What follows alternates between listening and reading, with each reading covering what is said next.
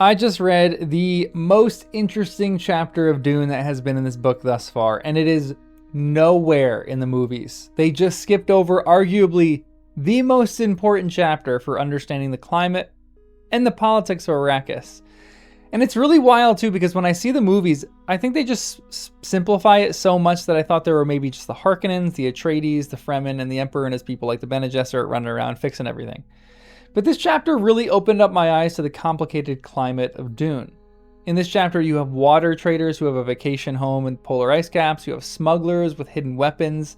You have ladies who are a foot taller than Paul trying to get into his bed. This is the chapter that is like a dramatic soap opera, but just so much more tense. And it's filled with espionage and hidden meaning between looks that characters give to each other and things that I barely understood, but I just want to nerd out about this chapter because it is amazing for understanding Dune a lot more and the whole planet of Arrakis. So I just want to talk about it.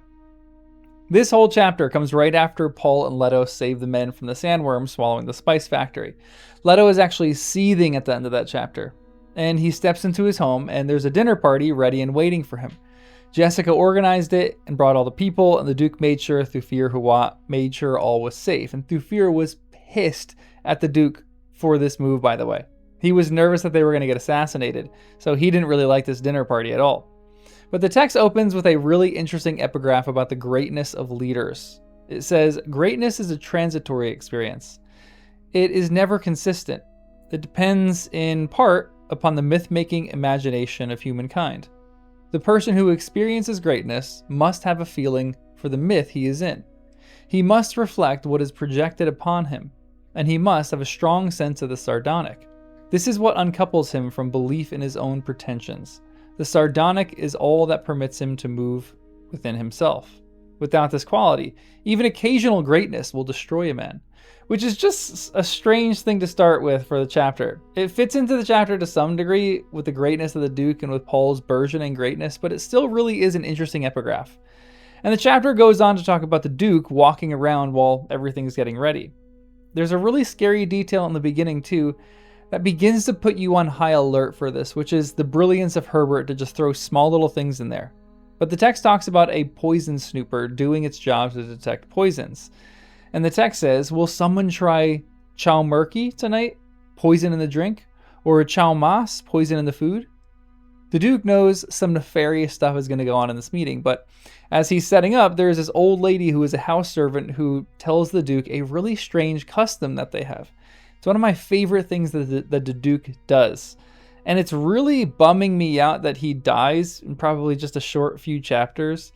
The movies kind of go from the sandworm swallowing the spice harvesters to the assassination attempt and the destruction of House Atreides, who I think this has got to be right around the corners in the books, but it's just not there yet. But the Duke hears about a ceremonial custom for dinner parties.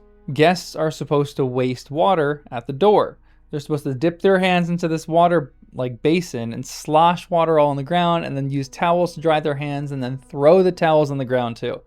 And the purpose for this is that so the beggars can wring out the soaked towels and get some water from this.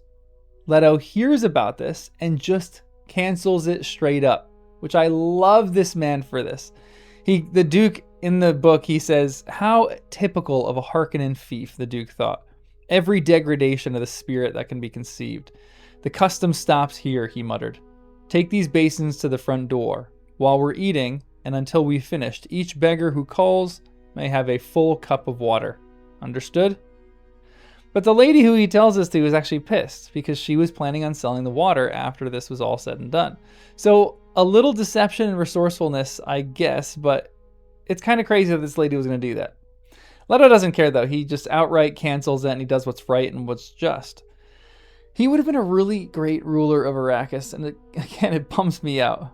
But after this, he walks around and sees Jessica dressed in warm colors, and Leto really loves warm colors. He's falling in love with this woman again, and he knows that Jessica is kind of teasing him with these colors too because she knows that he loves them. And she isn't wearing any jewelry either, and the book says she wore no jewelry and had chosen warm colors. He realized she had done this to taunt him subtly, a reproof against his recent pose of coldness. But Duncan Idaho is also in the room, being a guard for Jessica, but really just tailing Jessica on Thufir's orders because Thufir thinks Jessica is the #1 suspect for the betrayal of House Atreides. This chapter is all over the place. But Jessica is talking to a number of people, including a water trader named Lingar Butte. This guy is as slimy as can be. I don't like him, and he's just trying to maneuver himself to kind of both trap Jessica and the Duke in a game of words and promises. He asks them about the conservatory that they just found in their house, which is like this greenery. It's beautiful. And it's ridiculously opulent on the planet of Dune because it takes so much water. Even the way that he says it shows the vitriol he has toward the leadership on this planet. The book says, "I'm curious what you intend about the conservatory attached to the house. Do you intend to continue flaunting it in the people's faces, my lord?" And all the while the Duke wants to wring this guy's neck out. The book goes on. Leto held anger in check, staring at the man. Thoughts raced through his mind. It had taken bravery to challenge him in his own ducal castle, especially since they now had Butte's signature over a contract of allegiance. The action had taken also a knowledge of personal power. Water was indeed power here. If water facilities were mined, for instance, ready to be destroyed at a signal, the man looked capable of such things. Destruction of water facilities might well destroy Arrakis. That could well have been the club this Butte held over the Harkonnens. "My lord, the Duke and I have other plans for our conservatory," Jessica said. She smiled at Leto. "We intend to keep it, certainly, but only to hold it in trust for the people of Arrakis. It is our dream that someday the climate of Arrakis may be changed sufficiently to grow such plants anywhere in the open." Bless her, Leto thought. "Let our water shipper chew on that. Your interest in water and weather control is obvious," the Duke said. "I'd advise you to diversify your holdings. One day, water will not be a precious commodity on Arrakis." And he thought, Hawat must redouble his efforts at infiltrating this Butte organization. And we must start on standby water facilities at once. No man is going to hold a club over my head. And so Butte goes away knowing that he's bested in this little conversation. And just in these paragraphs alone, you can see all the tensions and the thoughts going through the Duke's mind. And this chapter does everything with all of those. It's such a psychological and politically tense chapter. And maybe my second favorite part of this chapter comes right after this. And I made a video a few days ago about how Kynes was super skeptical of the Duke and then saw him save these people and not care for the spice. And then he started to admire the Duke because of it. And here Kynes looks like he's ready to run through a brick wall for these people. All this whole chapter, it really highlights how Kynes wants exactly what the Duke and Jessica just said, but he doesn't know it and he doesn't really say it outright. He's an ecologist and a planetologist, so obviously he wants this, but he wants Dune to be transformed into a paradise and an Eden. And the book says this about his reaction. Leto's attention was caught by the expression on Kynes' face. The man was staring at Jessica. He appeared transfigured, like a man in love or caught in a religious trance. And Kynes has also been deeply religious too, or at least he knows the scriptures because he quotes them all the time. The next paragraph says, Kynes' thoughts were overwhelmed at last by the words of prophecy, and they shall share your most precious dreams. He spoke directly to Jessica. Do you bring the shortening of the way?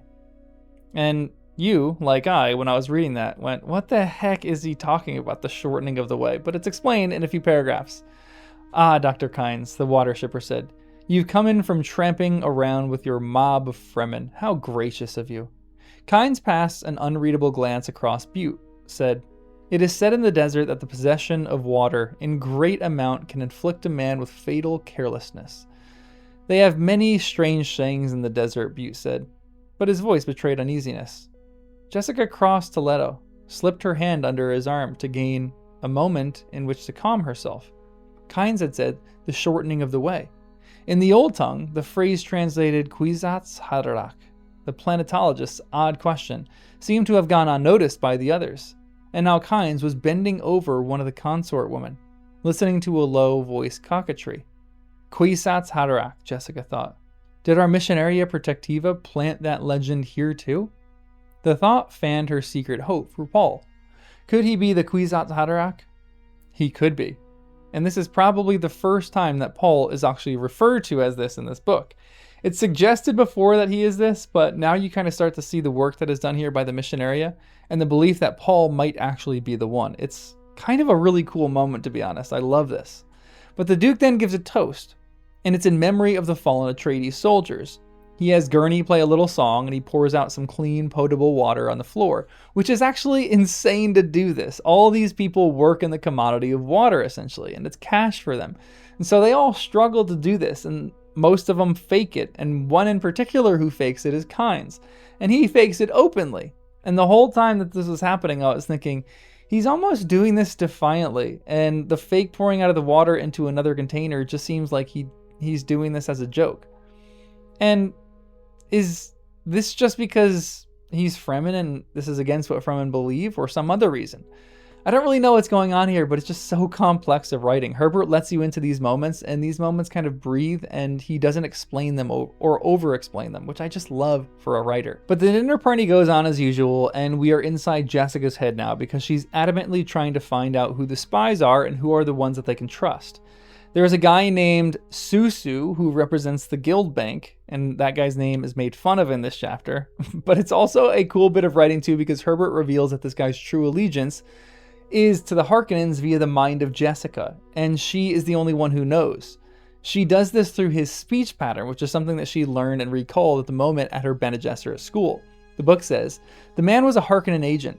He had the Gedi Prime speech pattern, subtly masked but exposed to her trained awareness as though he had announced himself.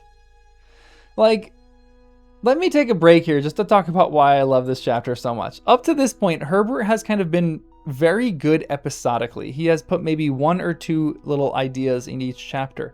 He has put a lot of detail into his work and a lot of complexity, but there are just one or two things that do happen in each chapter, and then it moves on to the next chapter. This is Herbert flexing to his audience that he can do one massive scene that is unbelievably complex, where there's all sorts of political maneuverings going on. Like, all of these individual things in this chapter should be or could be their own chapter, but Herbert was like, no way, I'm going to get included all in one just massively underwritten chapter so the interpreter has to figure out what's going on too. It's just so good. But this is the moment too, after Jessica realizes the agent is here, that the whole thing starts to shift a little bit. Paul can sense that his mother is a bit tense, so he deliberately baits the banker into a debate about birds, which was a weird conversation that I'm still trying to figure out, to be honest. But this whole thing is about birds drinking their own blood. Someone help me in the comments for this conversation, please. But it's on birds drinking other birds' blood on Arrakis, and they are talking about this, and the book says, "Do you mean, sir, that these birds are cannibals?" "That's an odd question, young master," the banker said. "I merely said the birds drink blood. It doesn't have to be the blood of their own kind, does it?" "It was not an odd question," Paul said. And Jessica noted the brittle riposte quality of her training exposed in his voice. Most educated people know that the worst potential competition for any young organism can come from its own kind. He deliberately forked a bite of food from his companion's plate and ate it. They are eating from the same bowl. They have the same basic requirements. But it's a weird conversation. But this conversation leads into probably the most important one in the whole chapter, and my favorite part. Because Kynes really does want Arrakis to be eaten, and this whole conversation is about that. Kynes steps into this conversation and tells the banker all about the Fremen idea of returning water back to the dead so the living can actually just use it.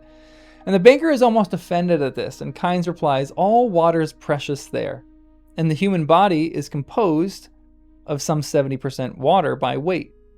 A dead man surely no longer requires that water."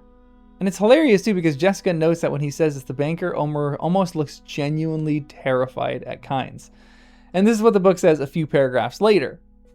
Jessica saw that Leto was enjoying this. Most of the others were not. People all around the table sat poised for flight, hands out of sight under the table. Two notable exceptions were Butte, who was openly smiling at the banker's discomfiture, and the smuggler, Took, who appeared to be watching Kynes for a cue. Jessica saw that Paul was looking at Kynes in admiration. There is just so much going on in this conversation. Have you ever seen The Bear and the episode at Christmas that they have with the 7 fishes dinner, and everyone is just doing their own thing and there's like 1,000 things happening in that chapter? This chapter of Dune feels like that episode. Why is Took watching for Kynes for cues? Are they working together? Are they apart? Is the cue to murder everyone? What are everyone's hands reaching for? Why is Paul looking at Kynes with admiration? Does that just kind of mean that he likes the work that Kynes is doing and he's going to be the culmination of it? I don't know. But Herbert just keeps it like this, which is so fun. And after Kynes, he has a bit of arm pulling and admits that they can essentially form Arrakis into a paradise. And I just want to read out this whole conversation because it feels vital to the rest of the book. And I don't know if they're actually going to do this in any way, but making Dune green seems like it could happen and really important for the book. Kynes looked at Jessica and said, "The newcomer to Arrakis frequently underestimates the importance of water here. You are dealing, you see, with the law of the minimum." She heard the testing quality in his voice, said, "Growth is limited by that necessity which is present in the least amount. And naturally, the least favorable condition controls the growth rate. It is rare to find members of a great house aware of planetological problems," Kynes said. "Water is the least favorable condition for life on Arrakis. And remember that growth itself can produce unfavorable conditions unless treated with extreme care." Jessica sensed a hidden message in Kynes' words, but she knew she was missing it. "Growth," she said. "Do you mean Arrakis can have an orderly cycle of water to sustain human life under more favorable conditions?" "Impossible," the water magnate barked. Jessica turned her attention to Butte. "Impossible?" "Impossible on Arrakis," he said. "Don't listen to this dreamer. All the laboratory evidence is against him."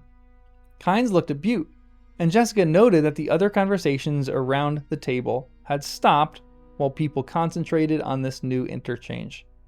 "Laboratory evidence tends to blind us to a very simple fact," Kynes said. "That fact is this. We are dealing here with matters that originated and exist out of doors, where plant and animals carry on their normal existence." "Normal?" Butte snorted. "Nothing about Arrakis is normal."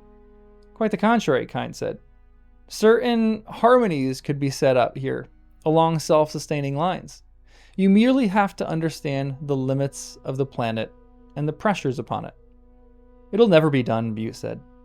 The Duke came to a sudden realization, placing the point where Kynes' attitude had changed. It had been when Jessica had spoken of holding the conservatory plants in trust for Arrakis. "What would it take to set up the self-sustaining system, Dr. Kynes?" Leto asked. "If we can get 3% of the green plant element on Arrakis involved in forming carbon compounds as foodstuff, we've started the cyclic system," Kynes said. "Water is the only problem?" the Duke asked. He sensed Kynes' excitement, felt himself caught up in it. "Water overshadows the other problems," Kynes said. "This planet has much oxygen without its usual concomitants. Widespread plant life and large sources of free carbon dioxide from such phenomenon as volcanoes. There are unusual chemical interchanges over large surface areas here." "Do you have pilot projects?" the Duke asked. "We've had a long time in which to build up the Tansley effect. Small unit experiments, on an amateur basis, from which my science may now draw its working facts," Kynes said. "There isn't enough water," Butte said. "There just isn't enough water." "Master Butte is not an expert on water," Kynes said. He smiled, turned back to his dinner. The Duke gestured sharply down with his right hand, barked, "No, I want an answer. Is there enough water, Dr. Kynes?" Kynes stared at his plate. Jessica watched the play of emotion on his face. He masks himself well, she thought, but she had him registered now and read that he regretted his words. "Is there enough water?" the Duke demanded. "There may be," Kynes said. He's faking uncertainty, Jessica thought. With his deeper truth sense, Paul caught the underlying motive. Had to use every ounce of his training to mask his excitement. There is enough water. But Kynes doesn't wish it to be known. This is so good. He's admitting that it can actually be terraformed, and then he backs off because maybe he just wants to keep the secret to himself and doesn't want to, get overly excited. This feels like everything that the novel is going to be about now. Is Paul going to help terraform this planet? This kind of seems to be what the Fremen want, maybe. I just have to keep reading to find that out.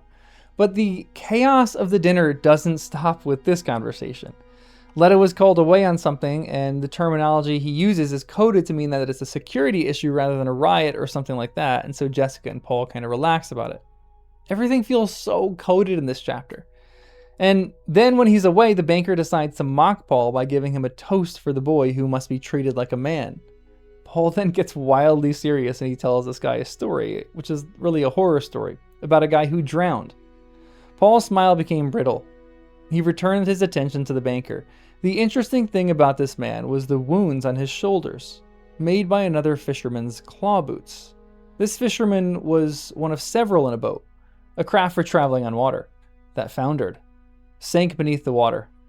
Another fisherman, helping recover the body, said he'd seen marks like this man's wounds several times.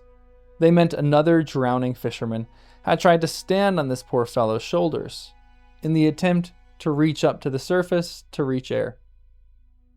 Why is this interesting? The banker asked. Because of an observation made by my father at the time. He said the drowning man who climbs on your shoulders to save himself is understandable, except when you see it happen in the drawing room. Paul hesitated just long enough for the banker to see the point coming. Then, and I should add, except when you see it at the dinner table. Then the room gets insanely tense as soon as Paul says this, and Duncan looks like he's going to be ready any minute for a fight to break out. But the smuggler breaks out in laughter when Paul says this, and the tension kind of just eases from the room. But his mother still signals to prepare for violence for the guards. And so Paul doesn't know who she means from, and there's something kind of a miscommunication between the two of them. Then in an almost comedic note for the chapter, even though everything is and has been a bit silly and fun, it's like a 7-way tennis match, but this one just made me laugh out loud. Jessica notes the still suit manufacturer's daughter sitting next to Paul, and the text says this. Halleck stirred, spoke as though to no one in particular, directing his words over the heads of the guests across from him. In our society, people shouldn't be quick to take offense. It's frequently suicidal. He looked at the still suit manufacturer's daughter beside him. Don't you think so, miss?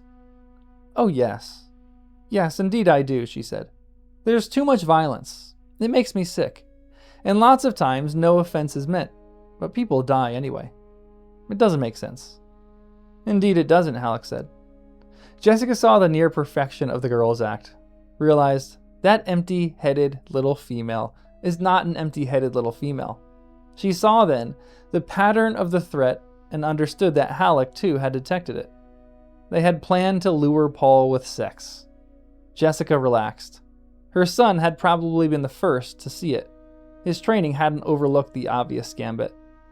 Like, where does this even come from? It's interesting too because the whole time this text feels like it's one step ahead of me. And as a reader, I'm going back and forth between chapters and between paragraphs. Like I read one paragraph and then I go back and read the previous 2 paragraphs that I feel like I missed because the conversation is just very quick and it's really fun.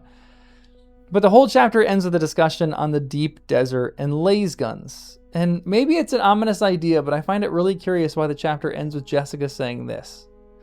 Jessica focused her mind on the laser guns, wondering, the white-hot beams of disruptive light could cut through any known substances, provided that that substance was not shielded.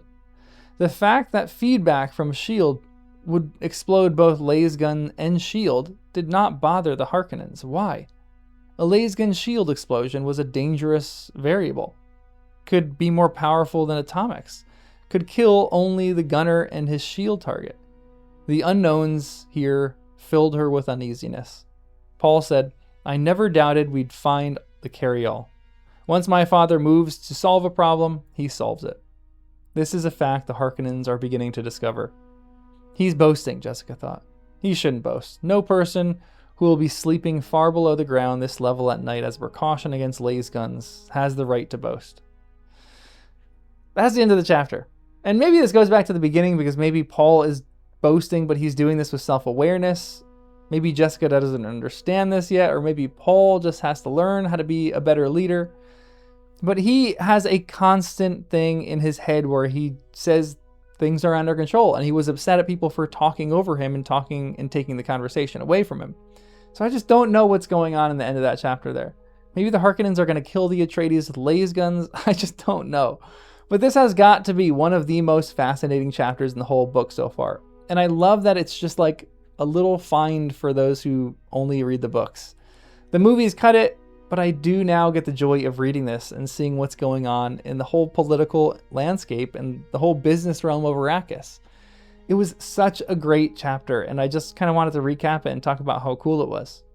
So if you want, join me on my journey of my first time read of Dune. Start reading and catch up.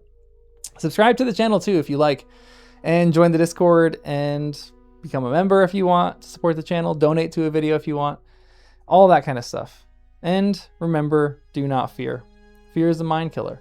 Fear is a little death that brings total obliteration. I'll see you in the next one.